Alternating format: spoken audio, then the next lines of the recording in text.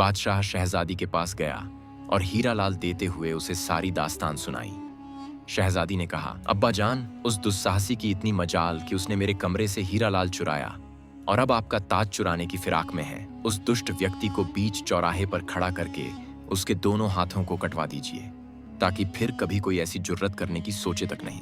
बादशाह ने शहजादी से कहा, बेटी तुम चिंता मत करो, जैसा तुम कहती हो उसके साथ वैसा ही किया जाएगा। बादशाह ने पूरे राज्य में घोषणा करवा दी कि कल सुबह राज्य का हर व्यक्ति शहर के चौराहे पर आ जाए। बीच चौराहे पर शहजादी के महल में चोरी करने वाले दुष्ट नौजवान व्यक्ति को खड़ा कर उसके दोनों हाथ काटे जाएंगे। बादशाह का वजीर जब कैद खाने जाकर नवयुवक को यह खबर देता है तो नवयुवक जोर जोर से हंसने लग जाता है और कहता है, तुम सब पागल हो गए हो, सुबह तक यहाँ कौन रुकेगा? मैं तो आज रात ही बादशाह का ताज लेकर यहाँ से फुर्र हो जाऊंगा।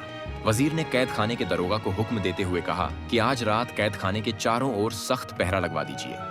सुबह हुई तो बादशाह ने वजीर को हुक्म दिया, जाओ जल्दी लेकर आओ उस कमबख्त को, उसके हाथ कटते देखने के लिए मैं स्वयं भी बेताब हूँ। वजीर, जी हुजूर कहकर तुरंत कारावास की ओर चल दिया। उसने कारावास के दरोगा को कहा, उस नवयुवक को लेकर आओ। दरोगा जब जेल के अंदर जाकर देखता है तो उसे वहाँ सिर्फ हथकड़ियां पड़ी हुई मिलती हैं। यह देखकर दरोगा के पैरों तले जमीन खिसक जाती है। वह भागकर वजीर के पास जाता है और बताता है कि हुजूर साहब, वहाँ तो सिवाय हथकड़ियों के कुछ नहीं है, लड़का जेल से भाग चुका है। वजीर बोला, बादशाह सलामत, अब तुम्हें नहीं बख्शेंगे। दरोगा बोला, हुजूर साहब, पता नहीं उस लड़के ने कैसे किया, क्योंकि आज रात तो मैं खुद उसकी निगरानी कर रहा था और थोड़ी थोड़ी देर में जाकर उसको चेक कर रहा था। वजीर बोला, मुझे कुछ नहीं पता, तुम बादशाह सलामत के पास चलो।